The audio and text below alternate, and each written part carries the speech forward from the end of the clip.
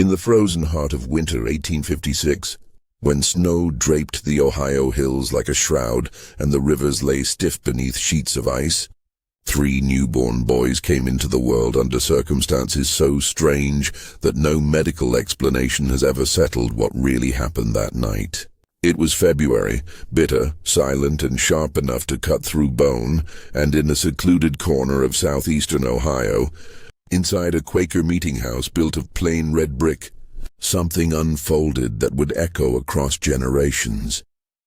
They were born underground, literally beneath the meeting house floor, in a hidden chamber dug by hand years before. That small secret basement served as a station on the Underground Railroad, one of the most dangerous links in America's hidden network of freedom.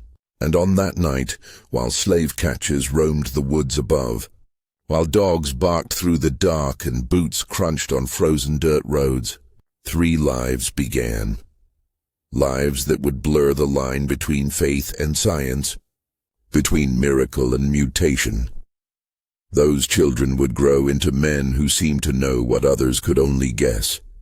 Men whose strange gifts would make even hardened physicians question what it means to be human. Their existence was buried for decades, hidden behind church walls and in journals no one dared publish. But secrets like that never stay quiet forever. The story begins in a place that barely existed on a map.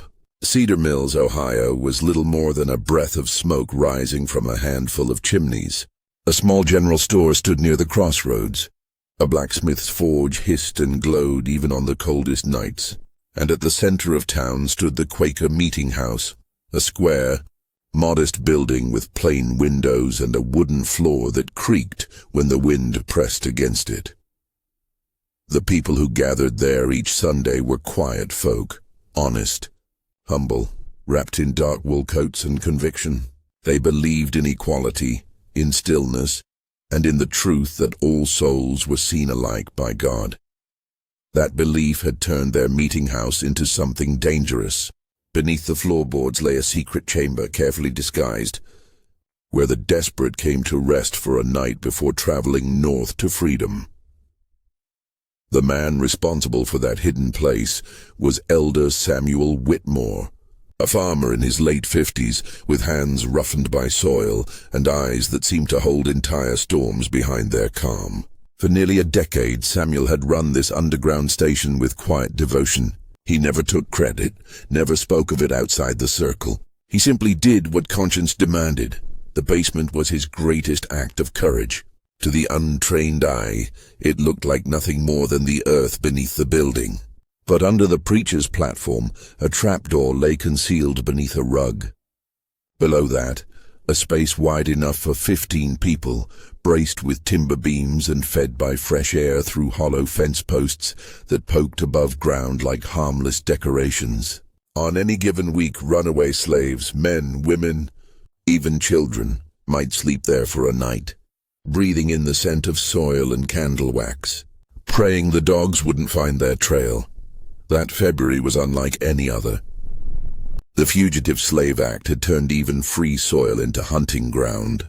Slave catchers roamed Ohio openly now, armed not only with rifles but with the law. The worst of them were the Garrett brothers, twin hunters known for their cruelty and their dogs, bloodhounds that could follow a scent across counties. Rumor said they'd crossed into Ohio again. The townsfolk of Cedar Mills had begun glancing over their shoulders at every creak of a floorboard, every unexpected knock. It was into that tension that a young woman stumbled one icy afternoon, half frozen, half wild with exhaustion. Her name was Ruth. She gave it quietly, clutching her stomach, her breath clouding in the cold air as Samuel opened the door. She was barely 19, with skin the color of walnut polished by the sun, and eyes so deep they seemed to reflect the candlelight. She was pregnant, heavily, and one look told Samuel she wouldn't be able to travel any farther north. He led her down into the basement, where the air was warmer, and covered her with blankets. She said little those first hours, only that she'd come from northern Kentucky and that her master had planned to sell her once the child was born. She'd run in the dead of night, following whispers of safe houses that led her across the frozen river. Martha Whitmore, Samuel's wife, was gentle with her, washing her hands, making her tea from dried herbs. It didn't take long, though, for Martha to notice something unusual about the girl. Ruth seemed aware, too aware. She would pause mid-sentence and glance toward the door seconds before someone knocked. She would reject food that looked perfectly fine, insisting softly, "It's gone bad," only for it to spoil the next day. But the most unnerving thing was the way she looked at people, as though she could see what they were thinking. One night, Ruth warned Martha about the man who delivered supplies earlier that afternoon. "He's lying," she said quietly. "That's not his real name." Martha tried to brush it off. But 2 days later, word came that the man had been asking questions about the meeting house. His name had indeed been false. The third night after Ruth's arrival, the cold deepened until even the stove couldn't keep the frost from creeping along the windows. Samuel had just finished his evening prayer when he heard a knock at the door. 3 quick raps, a pause, then 2 more, the coded signal. He unbarred the door and found Joshua, a freedom seeker he'd helped before. The man was gasping, his face white with terror. "They're coming," he managed to whisper. "The Garrett brothers and others. They've got dogs. They know about the house." Samuel's pulse quickened. In 8 years, his station had never been compromised. He turned toward the floorboards beneath his feet, toward the basement where 7 people were hiding, including Ruth, who had been in labor pains since morning. Martha had prayed she would hold on another week. But the body chooses its own timing. As Samuel scrambled to lead the others into the hidden tunnel that wound through the frozen earth toward the woods, a low, aching moan rose from below. Martha's hands flew to her mouth. "It's happening," she whispered. The candles flickered in the draught as she and her daughter Rebecca hurried down into the cellar. Ruth lay on the straw mattress, drenched in sweat, her eyes closed. But she wasn't crying out like most women in labor. Her breathing was slow, deliberate, almost rhythmic. "How many babies?" Martha asked gently, pressing her ear to the girl's belly. Ruth opened her eyes. In the wavering candlelight, they looked almost luminous. "3," she said. "3 boys. They've been waiting for tonight." Before Martha could ask what she meant, a distant bark shattered the silence. The dogs were near. Above them, Samuel's voice called down in a strained whisper. "They're here. Stay quiet." And yet below, life pressed forward. The birth that followed was unlike anything Martha had ever seen. The first child came silently, his small body warm and breathing, but without a cry. Then the second. Then the third, each one perfect, each one wide-eyed and still. The air in the basement felt charged, alive with something Martha couldn't name. Even as boots thundered across the floor above, even as strange voices shouted and dogs scratched at the walls, the newborns didn't cry. They stared upward as if they knew. The Garrett brothers were ruthless in their search. They tore through the meeting house, overturning benches, prying at the boards. One even stood directly on the trapdoor, but somehow the dogs never caught the scent. After hours of searching, cursing, and pounding, the hunters finally rode away into the dark. Only then did the babies cry, and they cried together. 3 voices blending into one haunting sound that made Martha's knees buckle. Ruth smiled faintly, weak from blood loss. "They'll know things," she whispered. "They'll always know. Take care of them, but remember they're not like other children." She died moments later, the candlelight trembling across her still face. The Quakers buried Ruth behind the meeting house and named her sons Caleb, Ezra, and Isaac. From that day forward, the community raised them together. Every family took turns feeding them, teaching them. But the boys, from the start, seemed touched by something none could explain. At 6 months old, they would all turn their heads toward the same empty doorway, seconds before anyone appeared. At 1 year, they began responding differently to people who lied. When someone spoke truth, they giggled. When someone lied, they'd turn away or fall silent. At first, everyone thought it was coincidence, children mimicking expressions, perhaps. But as the months passed, it became impossible to ignore. They reacted not just to words, but to feelings. If someone entered the room harboring anger or shame, the boys grew restless. If someone carried peace, they'd reach for them, smiling. Samuel began writing everything down. "It is as though they see through the heart," he noted in his worn ledger. Not eyes, but something deeper. As they grew, their gift became a kind of secret weapon for the Underground Railroad. Conductors came from miles away, trusting the boys' silent intuition. If they remained calm, fugitives knew they were among friends. If they grew uneasy, it meant danger. In 3 years, the boys saved countless lives by sensing betrayal before it struck. But their gift came with a cost. Children in town began to avoid them, whispering that their eyes looked too deep. Adults grew uneasy under their gaze, as though standing before a mirror that reflected not faces, but truths. Even the Quakers who loved them began to lower their eyes when they passed. Then, one bitter January morning in 1860, something new happened. All 3 boys began wailing at once, a sound of raw terror that filled the house and echoed down the frozen fields. They couldn't be soothed. Martha held them, sang to them, prayed over them, but their crying only deepened. It went on for hours until they fell asleep from exhaustion. 2 days later, word arrived that a group of freedom seekers had been captured 40 miles south. At the exact hour, the boys began crying. Among them was a woman who'd given birth during the ambush. She and her child had died in the snow. It happened again weeks later. Each time death or betrayal struck the Underground Railroad, the boys sensed it before news arrived.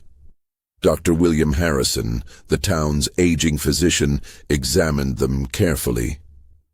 He found no fever, no ailment, but during one episode he noticed something extraordinary. The boys' heartbeats matched perfectly. Their temperatures dropped, and their breathing synchronized, as if a single rhythm pulsed through 3 bodies. "Their minds reach outward," he wrote in his notes, "as if pain travels to them through the air itself." Word spread quietly. Families with missing loved ones began making pilgrimages to Cedar Mills. The triplets never charged, never sought attention, but when they spoke, they were never wrong. One afternoon, a woman named Brennan arrived in tears. Her daughter Mary had vanished on the road to Columbus 3 months earlier. The boys stood before her, whispering in that strange language only they understood. Then Isaac, the smallest, looked up. "She's near the river," he said softly. "Alive, but afraid. The man she's with isn't who he says he is." Within a week, authorities found Mary Brennan locked in a cellar with 2 other girls, all rescued from a man posing as a traveling preacher. After that, the triplets were no longer treated as ordinary children. They were something other, something beyond explanation. As their powers deepened, their emotions faded. They stopped playing, stopped laughing. They whispered constantly among themselves in that flowing tongue, their voices like running water. When adults tried to speak to them, they responded calmly, wisely, but with a sadness far too old for their years. Dr. Harrison, before his death, wrote one final note. "They carry knowledge that burns them from the inside. They are children, yet already they know the world's cruelty too well, and soon the world's cruelty would find them again." The war came like a storm that would not end. By 1861, the distant rumble of cannon fire was shaking the conscience of a nation, and the world the boys had known was unraveling. Soldiers marched through fields that once held wheat and prayer, and the rail lines that had carried the enslaved to freedom now bore weapons and death. Cedar Mills remained a quiet speck on the map, but the war crept closer every day. The triplets were 8 years old when they began to change again. The people who had once seen them as divine now looked upon them with fear. Late in the spring, when buds were just forming on the trees, Martha noticed how the boys would go silent, staring toward the horizon for minutes at a time. Their faces would drain of color, and their lips would part slightly as though listening to voices carried on the wind. Then one of them would whisper a name, sometimes a soldier, sometimes a town. Days later, news would follow. Battle, hundreds dead. The name they had spoken always among them. At first, Samuel told himself it was coincidence. The war was vast, chaos everywhere. But coincidence could not explain what happened that July, the night before the first battle of Bull Run. The boys woke screaming in the dark, their cries so sharp they shattered the silence of the entire village. Martha rushed to them, her heart pounding. "What is it?" she pleaded. Ezra clutched her hand. "So many," he said. "They don't know yet. But tomorrow the fields will run red." And when the news came days later of the Union's crushing defeat and the dead scattered across the fields of Virginia, Samuel sat by the cold hearth and wept. As the war dragged on, the boys grew pale and withdrawn. They spoke less to others, more to one another. They spent hours sitting by the meeting house window, staring at the hills as if they could see beyond them. Sometimes they trembled violently or broke into tears for no reason anyone could see. Then came the soldier. It was autumn of 1861 when a Union private, Thomas Caldwell, stopped at the meeting house seeking shelter. He was young, barely older than the boy's mother had been when she died, with a soft voice and a haunted look in his eyes. Samuel offered him food and a place to rest, grateful for the chance to help someone fighting for freedom. But the boys watched him with a strange stillness. They didn't smile. They didn't speak. They simply stared. After supper they gathered in the corner, whispering to each other in that secret language. Samuel, uneasy, finally asked what was wrong. Ezra turned toward him and said quietly, "He won't make it home. The man who calls himself his friend will kill him by the river." The words chilled Samuel, but he tried to reason with himself. Children imagine things. The war had filled their heads with darkness. Still, he couldn't shake the look in Ezra's eyes, calm, certain sorrowful. 3 days later, word reached the meeting house that 2 soldiers traveling north had been found dead by the Scioto River. One had been murdered by the other for a handful of coins and a pocket watch. The murderer had been Thomas Caldwell's closest comrade.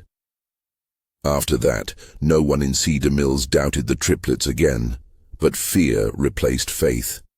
The townsfolk crossed themselves when the boys passed by. Some whispered that their powers came from God. Others said they came from something else entirely. Samuel felt torn between love and dread. These boys were his responsibility, his promise to a dying mother.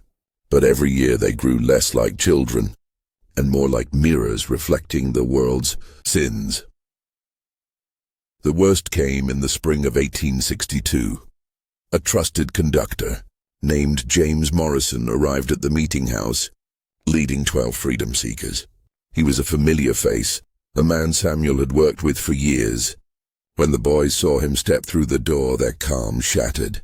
They screamed, all 3 of them. The sound was pure terror.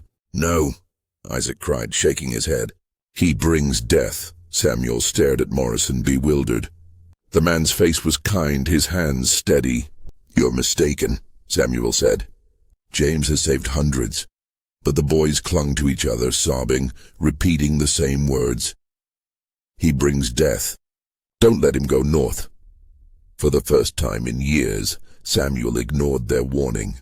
He couldn't condemn a man he trusted on the word of frightened children. He prayed he was doing the right thing. The next night, Morrison led his group into the woods. They never made it to the next station. Before dawn, riders arrived with terrible news. The Garrett brothers had ambushed them. 7 dead, 5 captured. Morrison himself had been a paid informant, luring fugitives into traps for bounty money. Samuel broke down when he heard. He couldn't eat, couldn't speak. The boys didn't cry. They only said, "People never listen. They don't want to believe what we see." After that, even Samuel could no longer look at them without a flicker of fear. By 1863, when the war's blood tide reached its peak, the boys were 8 years old and already regarded as something unnatural. It was that year a woman named Dr. Elizabeth Hartwell came to Cedar Mills. Hartwell was a rarity in her time, one of the first female physicians in the state of Ohio. She had read the rumors of 3 boys who could sense lies, who knew of deaths before they happened, and she came determined to find the truth. She was not a woman of faith but of science. Her first meeting with the triplets was quiet, almost reverent. The boys sat together on a bench, hands folded, watching her with those dark, intelligent eyes. She introduced herself and asked to take their pulses. When she touched Caleb's wrist, all 3 boys flinched at once. Their breaths synchronized. Their heartbeats matched perfectly under her fingers, 3 rhythms merging into one. Hartwell was astonished. She began months of study. Using early electrical instruments, she measured their nervous systems, their reflexes, their response to light and sound. Her findings defied logic. When one boy was pricked with a pin, the other 2 reacted instantly without seeing it happen. When one whispered a word, the others completed his sentence in perfect harmony. It was as though their bodies shared a single current. But her most shocking discovery came when she tested them against deceit. She would ask a question and instruct someone in the room to lie. Each time the person lied, the boys tensed. Their pupils dilated, their skin temperature shifted, and subtle electrical changes rippled across their bodies. Hartwell realized they weren't reading expressions or tone. They were detecting the electrical disturbance produced by a human brain in the act of lying. "They are human receivers," she wrote. "A shared consciousness tuned to emotion, resonating through some unseen field." She studied the remains of their mother, Ruth, whose body had been preserved in a simple coffin behind the meeting house. Hartwell found traces of mercury and lead in her bones, elements found in indigo dye vats, where enslaved women were often forced to work. These toxins, she believed, had altered the unborn children's genes, creating an evolutionary leap. Heightened electromagnetic sensitivity. Her report concluded with chilling words. "We may be witnessing the birth of a new branch of humanity, an adaptation born of suffering." 80 years passed.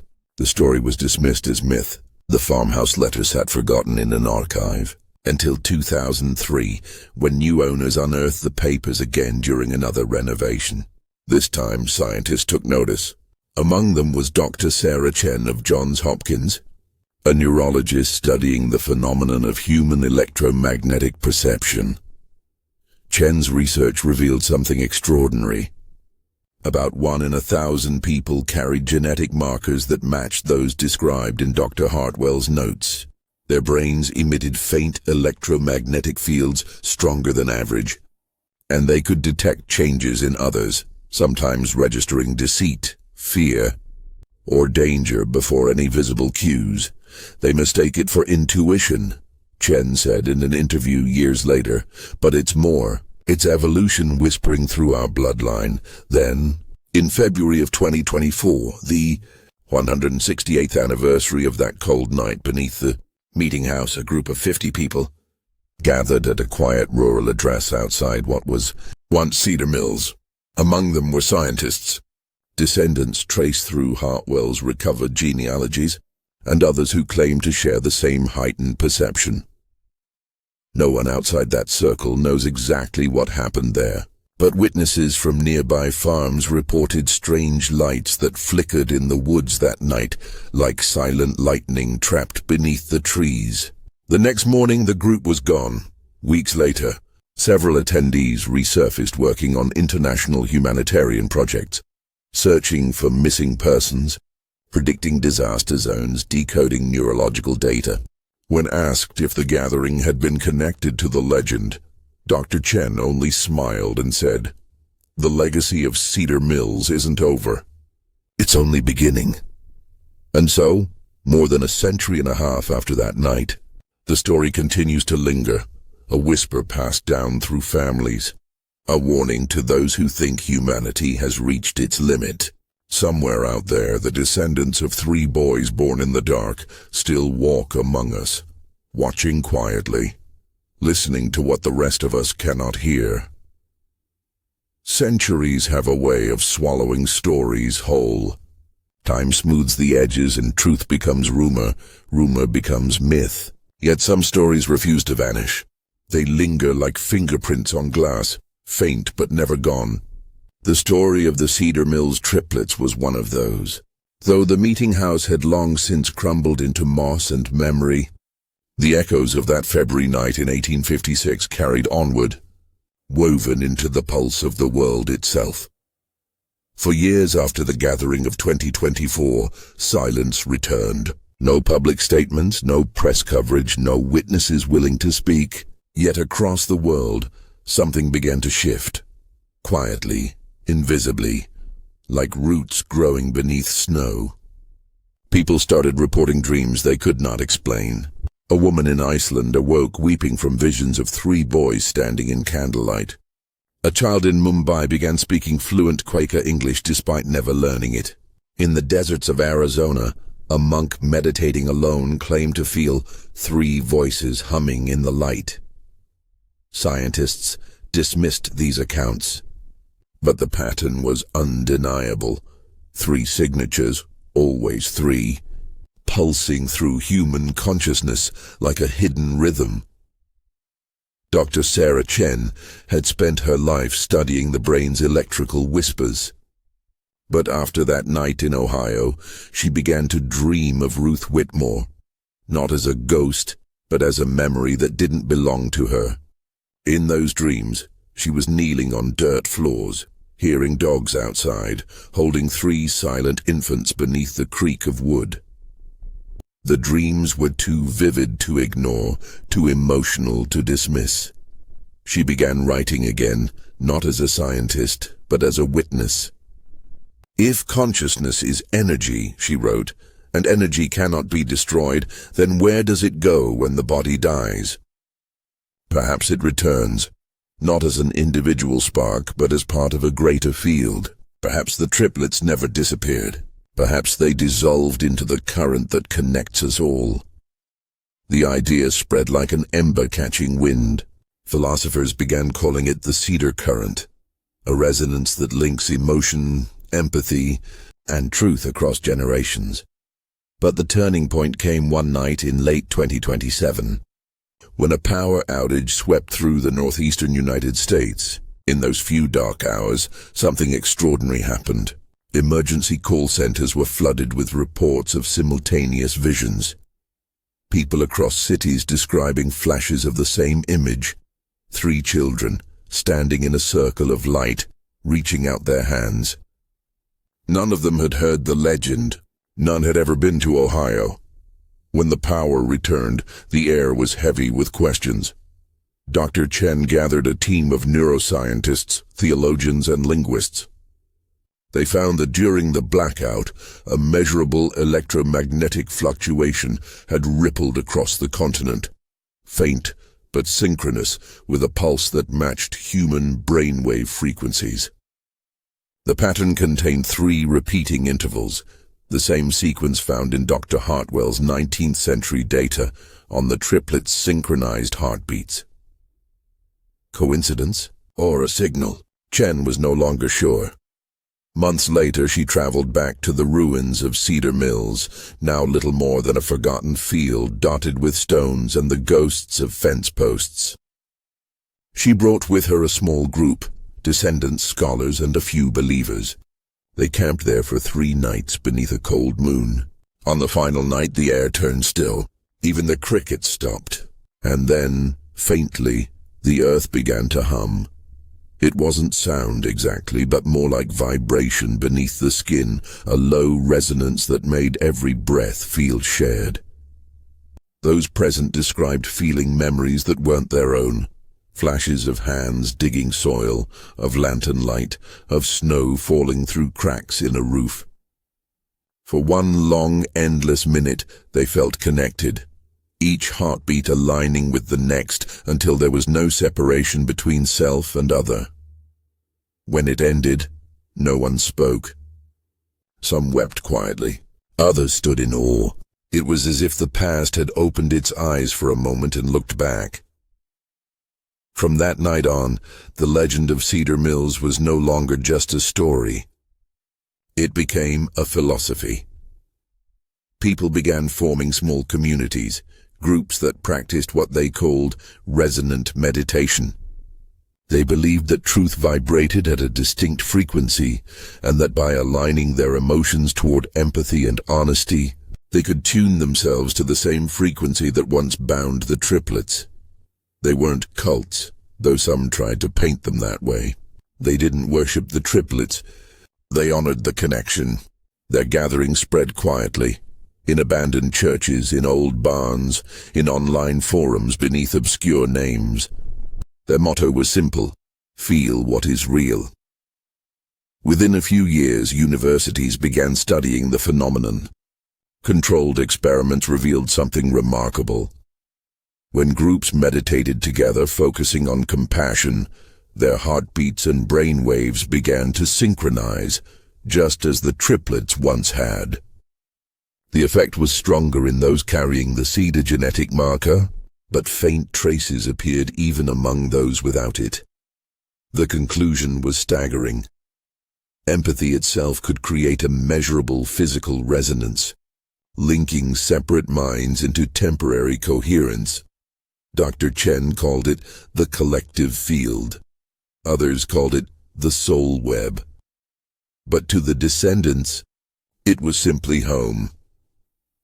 As the decades moved forward, the world began to fracture under familiar strains: conflict, deceit, isolation. And yet beneath that chaos, something new stirred. Political leaders reported vivid, intuitive warnings before disasters. Musicians across continents began composing eerily similar melodies they claimed came from somewhere shared. For the first time, humanity seemed to touch the edge of its own collective awareness. But with awareness came reckoning. If emotion could connect, it could also corrupt. In 2034, a neuroscientist named Leon Vargas attempted to weaponize the resonance. He built a device meant to amplify the human field, to detect lies across entire populations, to predict unrest. His trials ended in catastrophe. Subjects exposed to the field's raw frequency suffered hallucinations, overwhelming empathy that dissolved their sense of self. They began speaking in unison, repeating one phrase again and again: "We remember." Vargas destroyed the machine, but recordings of the event spread online. To some, it was proof that the triplets' consciousness still lived within that frequency, guiding, warning, or perhaps simply existing. To others, it was a caution. Humanity wasn't ready to feel as one. Chen, now older, watched the chaos unfold and understood something the data could never show. The gift the triplets had carried wasn't meant for control or revelation. It was meant for understanding. She wrote in her final paper, "Empathy is the universe learning to recognize itself." After her passing, her students carried on the research, traveling across the world to study ancient traditions. They found echoes of the Cedar current in nearly every culture. Monks who spoke of shared breath, shamans who claimed to feel the tribe's pain, mystics who believed that truth vibrated through the bones of the earth. The triplets were not an anomaly. Maybe they live ordinary lives. Teachers, soldiers, doctors, mothers and fathers.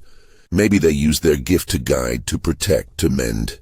Or maybe, when the world grows too loud with lies and fear, They feel it in their bones like their ancestors once did. 3 heartbeats still beating as one. And if the old Quaker meeting house still stood today, its floorboards cold and its walls whispering with memory, perhaps you could still hear it. The faint echo of 3 voices crying out together on the night they were born, a single sound that carried across time, promising that truth, no matter how deeply buried, always finds its way back to the surface.